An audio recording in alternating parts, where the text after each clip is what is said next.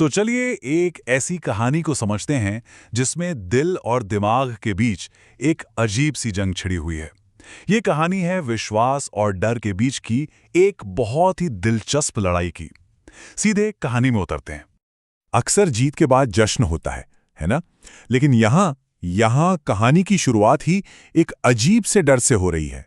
हमारी मुख्य पात्र अनाया सब कुछ जीतने के बावजूद भी बेचैन है और यहीं से उसकी असली लड़ाई शुरू होती है, खुद से। तो पहला हिस्सा है जीत के बाद का डर। कभी कभी ऐसा होता है कि जब आप कोई बड़ी जंग जीत जाते हैं तभी असली लड़ाई शुरू होती है।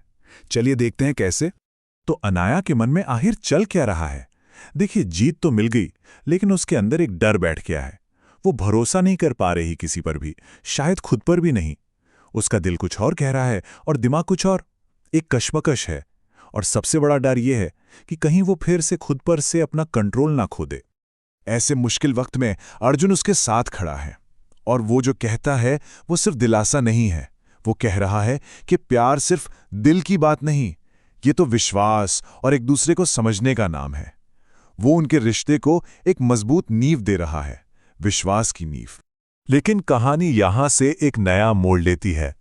अब तक लड़ाई बाहर थी, पर अब ये एक मनोवैज्ञानिक हमला है जिसका सीधा निशाना है अनाया और अर्जुन के बीच का विश्वास।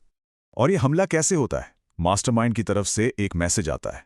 सोचिए, कोई शारीरिक धमकी नहीं, बस कुछ शब्द। एक ठंडा चुभने वाला सवाल जिसका मकसद सिर्फ और सिर्फ शक का बीज बोना है। और मास्टरमाइंड की ये चाल ये काम कर जाती है। अनाया के मन में शक घर कर लेता है, और शक भी किसके लिए? उसी एक इंसान के लिए जिस पर वो सबसे ज्यादा भरोसा करती है। इस शक और डर के माहौल में अर्जुन बस एक सीधी सिंपल सी बात कहता है, अनाया, तुम मेरा ट्रस्ट करो, मैं तुम्हारे साथ हूं। कभी कभी सबसे आसान शब्द ही सबसे ज्यादा असर करते हैं, है ना? तो अब बात साफ है, पूरा खेल ही बदल गया है। ये लड़ाई अब जान बचाने की नहीं रही, ये अब एक मनोवैज्ञानिक जंग बन चुकी है। एक भावनात्मक लड़ाई जहां दांव पर लगा है उनका विश्वास। और इसी के साथ हम पहुंचते हैं कहानी के क्लाइमैक्स पर, अंतिम आमना सामना। यहां अनाया और अर्जुन को मास्टरमाइंड का सामना करना है, एक ऐसी सिचुएशन में जिसे बनाया ही इसलिए गया है कि उनका रिश्ता टूट जाए। मास्टरमाइंड ने अनाया को एक ऐसी जगह लाकर खड़ा कर दिया है जहां उसे चुनना है। एक तरफ है उसका दिल, जिसमें प्यार है, विश्वास है, हिम्मत है, और दूसरी तरफ है डर, जिसमें सिर्फ शक है, अनिश्चितता है और नियंत्रण है। फैसला अनाया को करना है। मनोवैज्ञानिक चालों और भ्रम के इस जाल के बीच अनाया अपना फैसला लेती है, बिल्कुल साफ, बिल्कुल क्लियर। वो कहती है, मेरी चॉइस क्लियर है और मेरे दिल ने पहले ही फैसला कर लिया है। ये वो पल है जब वो डर को पीछे छोड़कर अपने दिल की सुनती है। तो आखिर इस दिल के फैसले का नतीजा क्या निकला? यहां हम देखेंगे कि अनाया के चुनाव का असर क्या होता है और असली ताकत किस चीज में होती है। और नतीजा, मास्टरमाइंड की हर चाल, हर मनोवैज्ञानिक ट्रिक बेकार हो जाती है। क्यों?